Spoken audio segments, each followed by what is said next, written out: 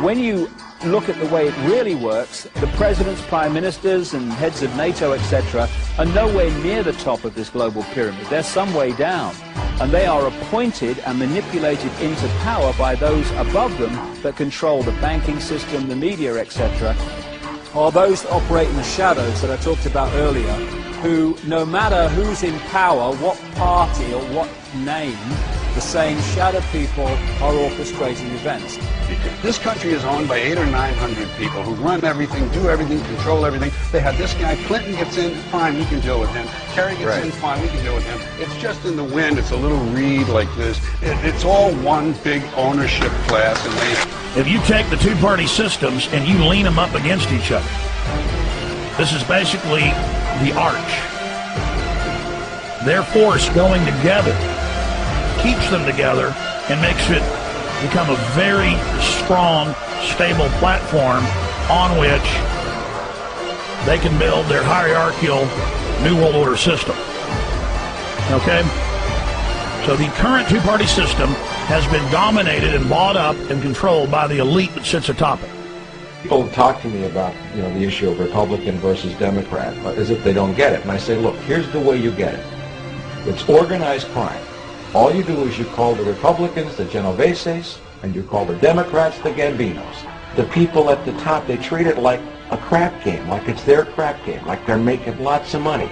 Occasionally, somebody at the table shoots each other, but the moment anything threatens their crap game, they all unite to protect it. They're both controlled by the same financial, economic, and corporate interest.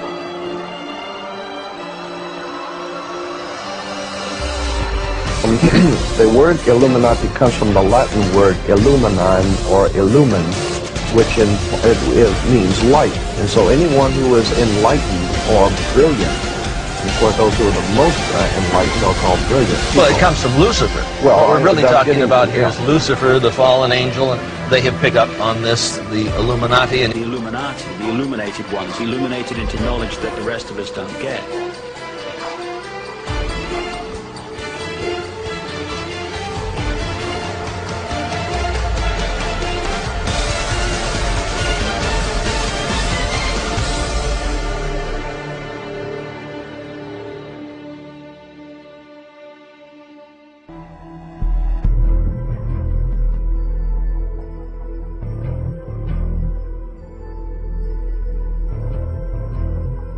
The occult, when 36 of the 50 signers of the Declaration of Independence, all of the generals in Washington's army, and everyone that participated in the Revolutionary War were basically Freemasons.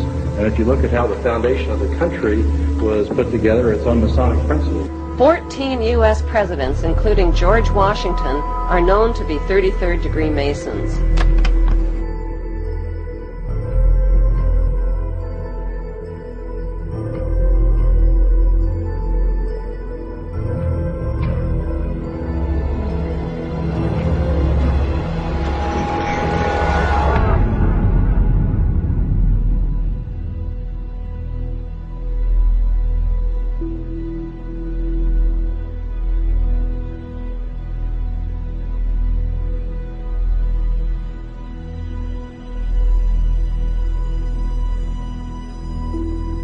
The first royal member of the Freemasons was Frederick, Prince of Wales.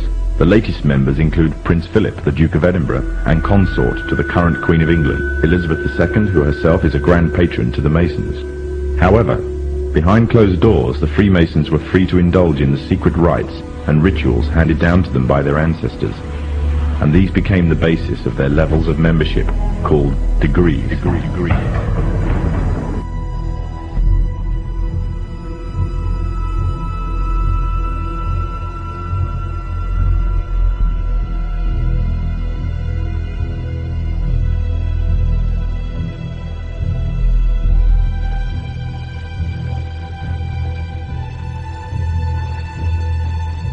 Among the former Bonesmen are three presidents: William Howard Taft, George Bush, George W. Bush, numerous senators and ambassadors, industrialists like William Whitney, CIA agents, State Department officials, and the publishing magnate Henry Luce.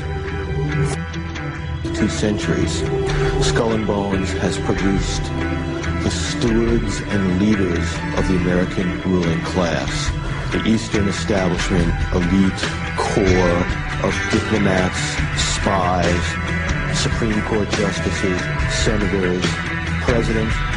You were both in Skull and Bones, the secret society. It's so secret we can't talk about it. You both were members of Skull and Bones, a secret society of Yale. What does that tell us? Not much, because it's a secret.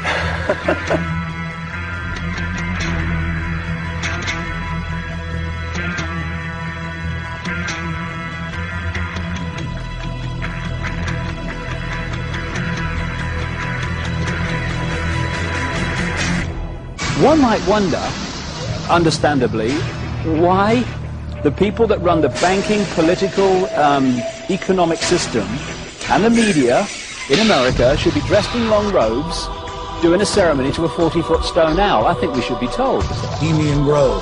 There are many prominent foreigners like German Chancellor Helmut Schmidt, Ronald Reagan, Richard Nixon are pictured here in 1957 at the Bohemian Grove. Both men wrote about the organization in their public memoirs. Schwarzenegger is a reported visitor to the Bohemian Grove, as well as former President Jimmy Carter. While in New York, we ran into the Karl Rove of 4 administrations. David Gurdon, top presidential advisor. Ford, Reagan, George Herbert Walker Bush, and Bill Clinton. We couldn't believe our luck. It just so happens that David Gurdon is also a prominent member of the Bohemian Grove, the offshoot of Skull and Bones. This insider of insiders, a staple of the White House for 22 years, got very upset when we brought up Bohemian Grove to him. He didn't deny its existence. He didn't deny that he was a member. He didn't deny the rituals. He just became angry and didn't act very gentlemanly. Have you been there for the ceremony with the cremation of care? Frankly, I don't think that's something I need to talk to you about. I don't know anything to do. But what about the ritual? Is the ritual genuinely?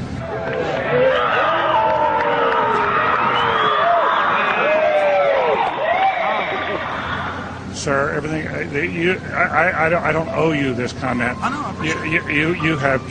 This is what's called ambush journalism, and I disrespect you for that as well. So thank you and goodbye. Been in the ritual? It's none of your damn business. People are familiar with the more famous names that are connected to these secret societies, Henry Kissinger, David Rockefeller, etc., etc. But there are literally hundreds of top-level, very powerful people who are at the inner core of these secret societies.